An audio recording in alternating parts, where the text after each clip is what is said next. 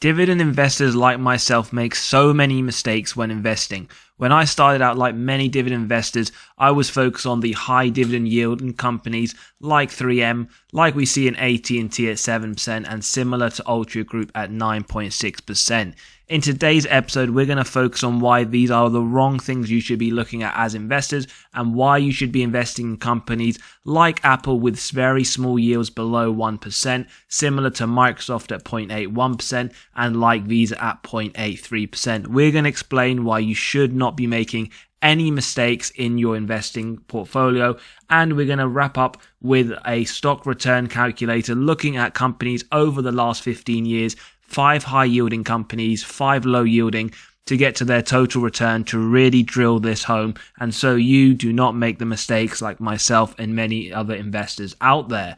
We're going to look at the common pitfalls of why companies with high yields like 3M, like AT&T and like Ultra do tend to perform poorly versus other low yielding companies, and we're going to explain exactly why by looking at some financial statements as well as other key metrics of these types of companies.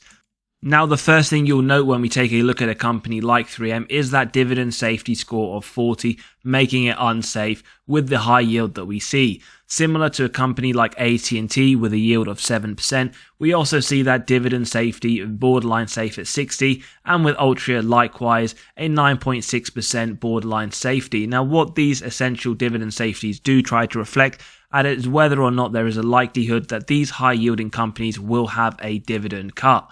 Now, when we take a look at low yielding companies like Apple, we see a very different story. We have dividend safety scores of 99, making it very safe, similar to Microsoft, again 99, and with Visa again at 99. So what differentiates these low yielding companies to the high yielding companies? Let's take a look, and we'll also take a look at these companies, at the valuations, and what key things that we do find that these low versus high yielding show. Now, taking a look at Visa, for example, we're going to take a look at Visa's balance sheet and point out one thing that you should be aware of for companies that do offer low yields. Now, always on the channel, when we review stocks, we take a look at the health of a company, looking at their balance sheet. So what we will do now is compare their total cash that we see here at 20 billion versus their total debt, which can be a good indicator of the health of a company. And with Visa, we see it around 21 billion. So we can say for Visa, they hold a roughly similar amount of cash that they do in terms of their total debt. Now, when we take a look at another low yielder like Microsoft, and we take a look at their total cash, we see 144 billion. Now, when we compare that 144 billion total cash to their total debt, we see their total debt significantly lower at 106 billion. So for Microsoft, they have a lot more cash than they have total debt. And with Visa, what we saw was they have roughly in line the same amount of cash as total debt. Now, when we compare that to a company like 3M and AT&T, we can see a different story.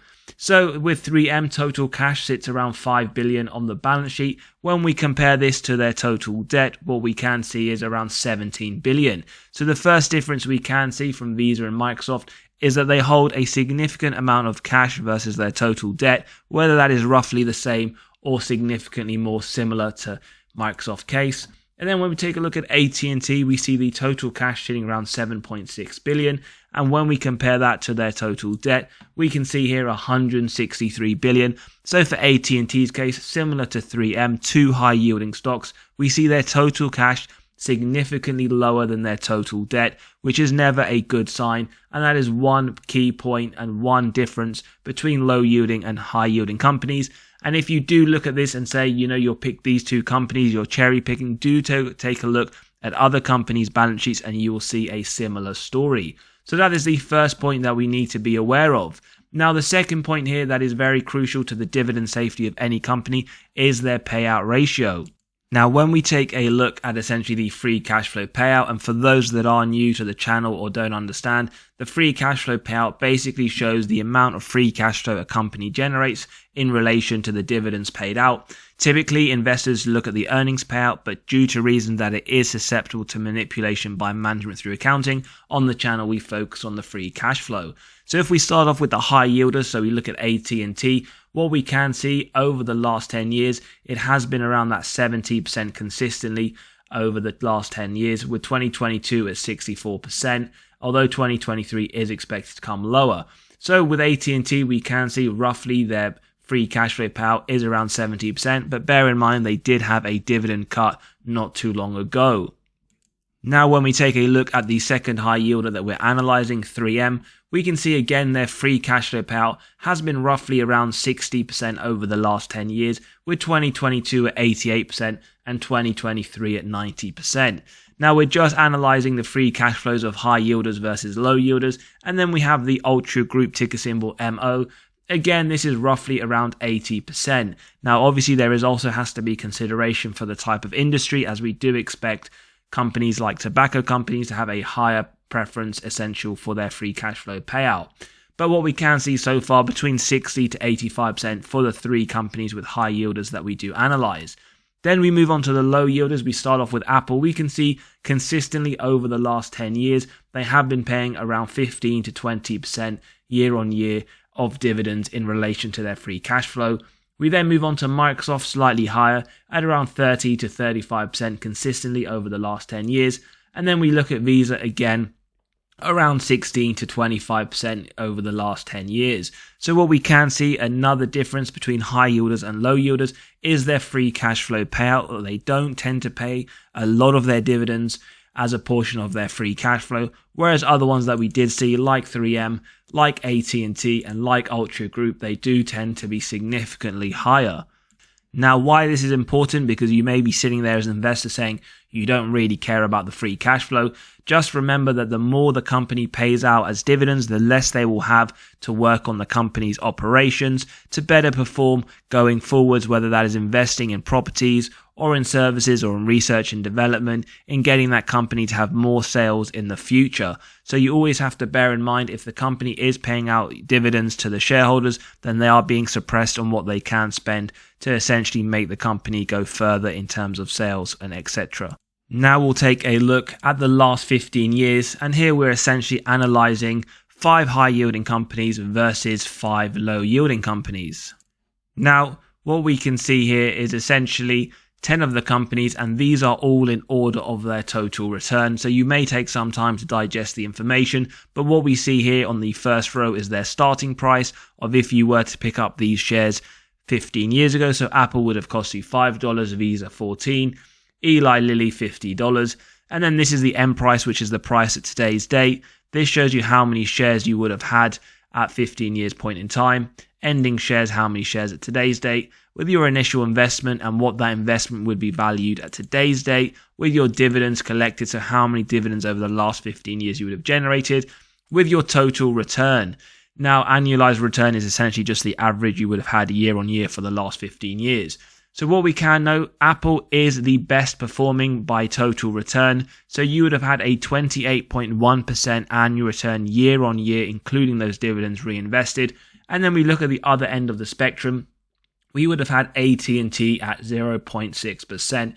You would have started your investment at $10,000 and you would be left with right now $11,000. So what this is saying, for inflation adjusted, you would essentially be down. Now you have in position 10 AT&T, you have British American Tobacco, 3M, Verizon, and Ultra Group. Now what this is essentially showing is that the Fast 5 are the low, in fact the high yielding companies, with the top 5 being the low yielding companies. Now what is also interesting to note is if you look at the dividends collected, you would note that Ultra would have paid you the most dividends over the last 15 years in comparison to the stocks on the screen. However, if you look at a company like Apple, it would have paid you significantly less in dividends, but your investment value would be much higher. Now you could say, oh, Apple is a one-off. Where we look at United Health, you would have had $185,000, significantly more than the best high yielding company out of the list, which would be $46,000. Now you do see the total return of every single one of these high or low yielding companies, in fact, in the thousands. Microsoft 1,669% total return, and then you look at a company like 3M, 94% return. Now people may sit there and argue that they'd rather have a lot of dividends, 52,000 over the last 15 years, but really what is the use when in actual fact you are having your initial investment only increasing by 365% versus a company like Eli Lilly at 1,845. So remember, it isn't always about the size of the dividend. It is more about the total return. Always remember that. Now, one of the reasons why investors do tend to fall for this trap, and we will take a look now at our stock valuation model, is if we take a look at companies that are high yielders like British American Tobacco. Now, what we do on the channel is we review these stocks in detail. We run through every single model, Graham's valuation, multiples, discounted cash flow, and the dividend discount model to get to our intrinsic value. Now, the intrinsic value is just the average of these four models.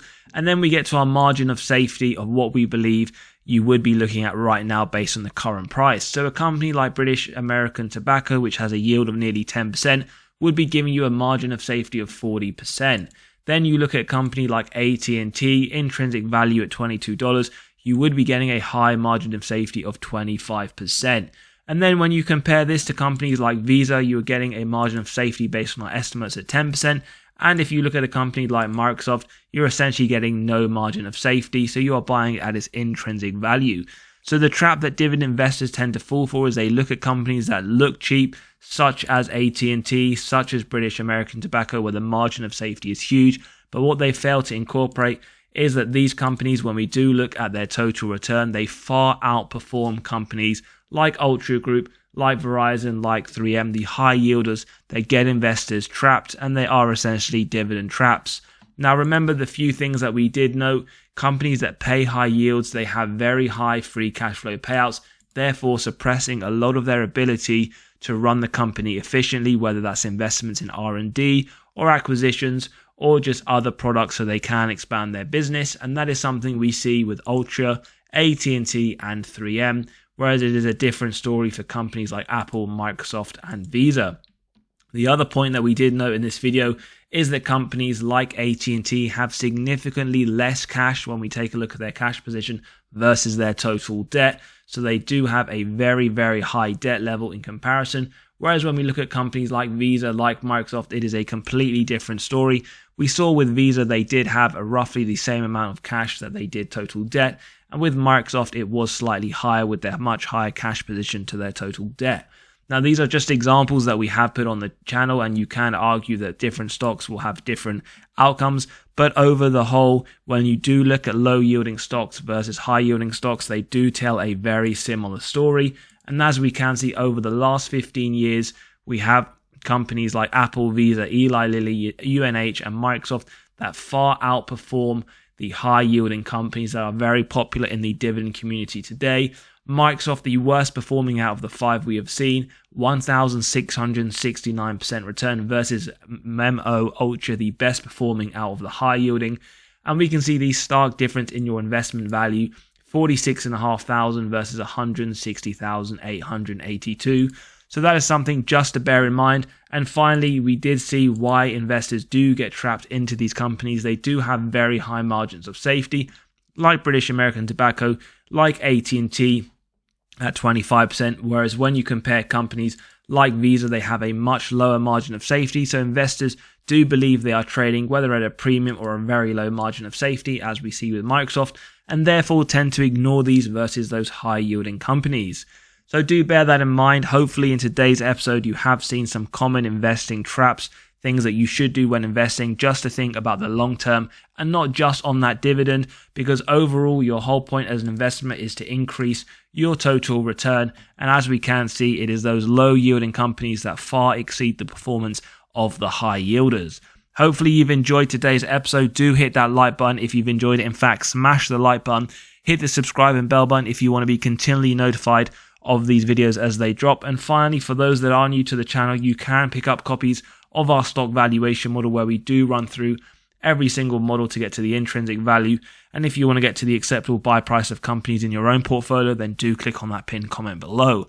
As always, I'd like to hear your comments on today's episode. Have a great day. Catch you on the next episode and take care.